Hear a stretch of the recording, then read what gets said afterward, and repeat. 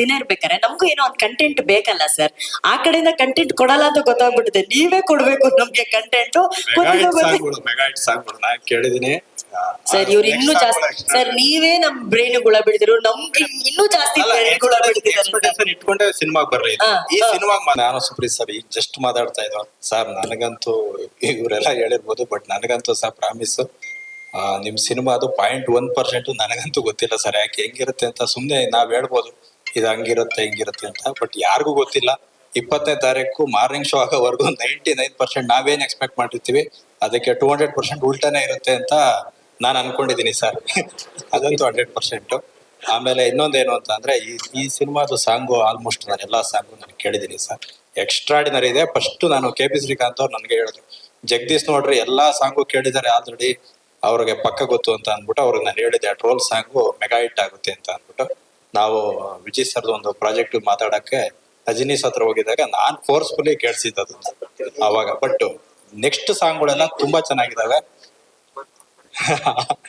ಆಗಿರ್ಲಿ ಸರ್, ಇದೆಲ್ಲ ಹೇಳ್ಬೋದು, ತೊಂದ್ರೆ ಇಲ್ಲ.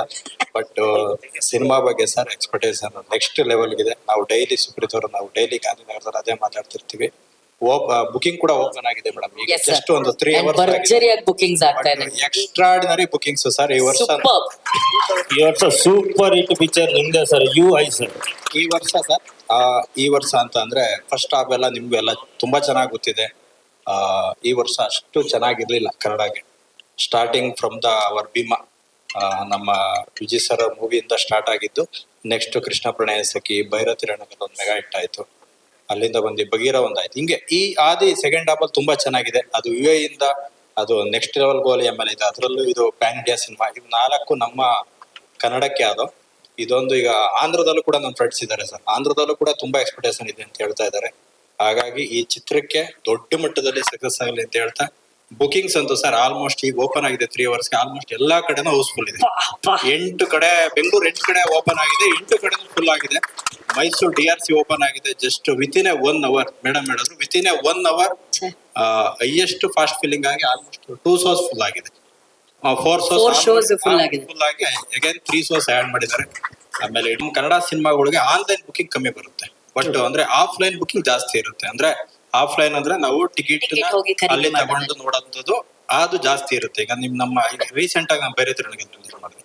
ಭೈರತಿ ರಣಗಲ್ಲು ಅದೆಷ್ಟು ಶೋ ಫುಲ್ ಆಯ್ತು ಅಂತ ಅಂದ್ರೆ ನಮಗ್ ಗೊತ್ತಿದೆ ಅದು. ಬಟ್ ಅದಕ್ಕೆ ಆನ್ಲೈನ್ ಮೂವ್ಮೆಂಟ್ ಕಮ್ಮಿ ಇತ್ತು ಎಲ್ಲಾ ಸಿನಿಮಾಗಳು ಹಂಗೆ. ಬಟ್ ನಮ್ಗೆ UAEಗೆ ಆನ್ಲೈನ್ ಮೂವ್ಮೆಂಟ್ ತುಂಬಾ ಚೆನ್ನಾಗಿದೆ. ಅದೊಂದು ಪಾಸಿಟಿವ್ ಸೈನ್ ಸರ್. ಇದೊಂದು ಒಂದು ಮುನ್ಸೂಚನೆ ಇದು ಅಂತ ಹೇಳ್ಬೋದು ಇದಕ್ಕೆ. ಬಟ್ 5ನೇ ಸಿನಿಮಾ ಕನ್ನಡದಲ್ಲಿ ಹಿಟ್ ಆಗ್ಲೇಬೇಕಿದು. 6ನೇ ಸಿನಿಮಾ ನಮ್ಮ ಕಾರ್ತಿಕ್ ಅವ್ರದ್ದು ಮ್ಯಾಕ್ಸ್ ಹಿಟ್ ಆಗ್ಲಿ. ಡಿಸೆಂಬರ್ ಮಂತ್ ಮಾತ್ರ ಲಕ್ಕಿ ಆಗ್ದೇನೆ ಎಲ್ಲಾ ವರ್ಷದಲ್ಲಿ ಎಲ್ಲಾ ಸಿನಿಮಾಗಳಿಗೂ ಹಿಟ್ ಆಗ್ಲಿ ಅಂತ ಹೇಳ್ತಾ, UAEಗೆ ಮತ್ತೊಮ್ಮೆ ದೊಡ್ಡ ಮಟ್ಟದ ನಿರೀಕ್ಷೆ. ಯಾಕೆಂದ್ರೆ ಹೈ ಬಜೆಟ್ ಮೂವಿ ಇದು. ನನಗ್ ಗೊತ್ತಿರೋ ತರ ಒಳ್ಳೇದಾಗ್ಲಿ ಸರ್. ಇಡೀ ಚಿತ್ರತಂಡಕ್ಕೆ ಒಳ್ಳೇದಾಗ್ಲಿ ಅಂತ ಹೇಳ್ತಾ, once again wish you best of luck to the entire UAE team. Super.